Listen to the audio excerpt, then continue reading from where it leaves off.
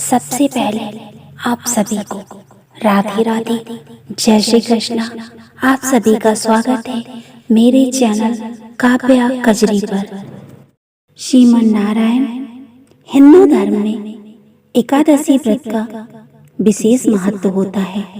माघ माह के कृष्ण पक्ष की एकादशी को षष्ठतिला एकादशी के व्रत के नाम से जाना जाता है।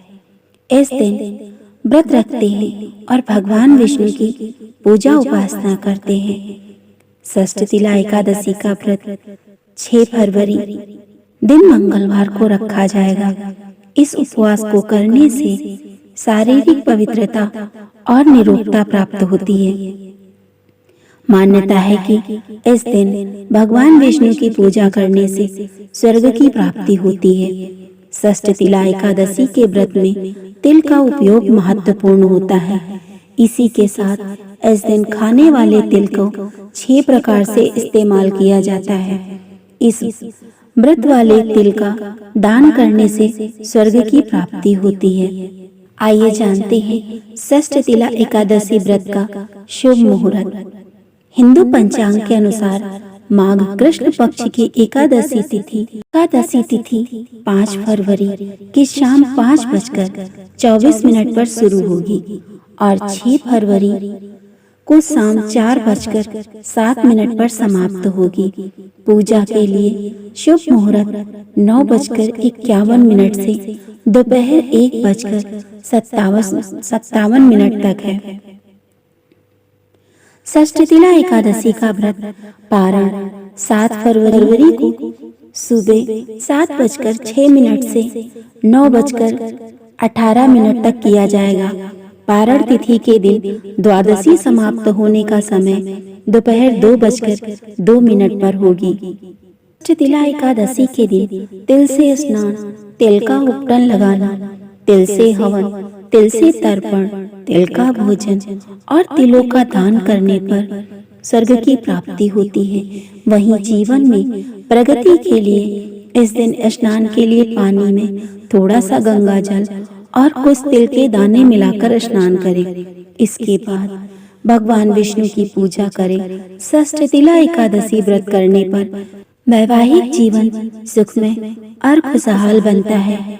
इस व्रत को रखने से मनुष्यों को अपने बुरे पापों से मुक्ति मिलती है और साथ ही जीवन में सुख समृद्धि आती है। इस दिन भगवान विष्णु की पूजा में तिल का खास उपयोग किया जाता है। मान्यता है कि इस दिन भगवान विष्णु की विधि विधान के साथ पूजा करने से मोक्ष के द्वार खुलते हैं। तिल का दान करने से महापुण्य प्राप्त होता है।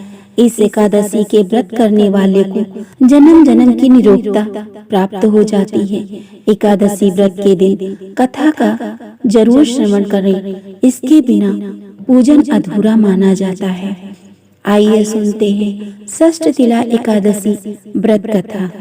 षष्ठतिला एकादशी का उपवास करने से जहाँ हमें शारीरिक पवित्रता और निरोगता प्राप्त होती है, वहीं अन्न, तिल आदि दान करने से धन धान्य में बढ़ोतरी होती है। पौराणिक कथा के अनुसार एक नगर में एक वृद्ध ब्राह्मणी ने 1 मास तक उपवास किया। इस दौरान उसका शरीर बहुत कमजोर हो गया। ब्राह्मणी ने व्रत पूजन तो किया, लेकिन उसने कभी भी देवताओं तथा ब्राह्मणों के निमित्त अन्न आदि का दान नहीं किया था।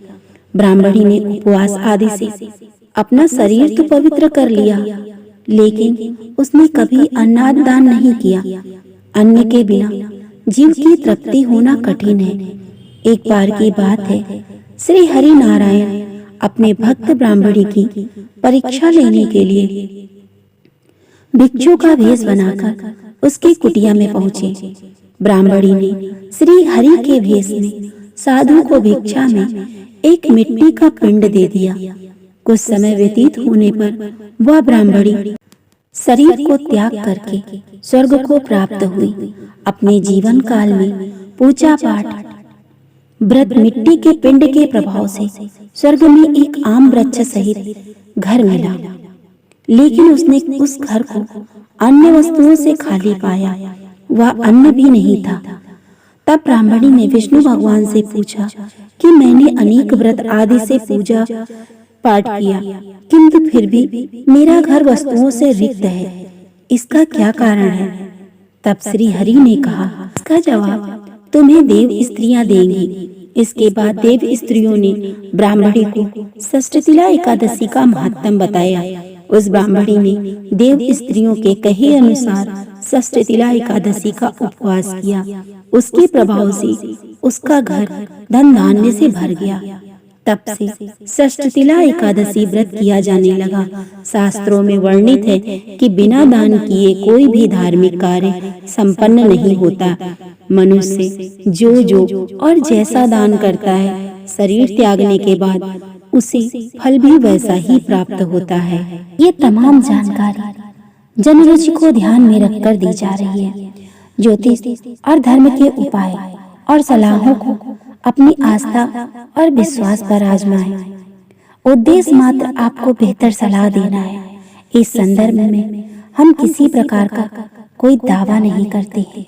दोस्तों, अगर आपको मेरा वीडियो पसंद आए तो मेरे वीडियो को लाइक करें, चैनल को सब्सक्राइब करें और ज़्यादा से ज़्यादा शेयर करें। राधे राधे दोस्तों।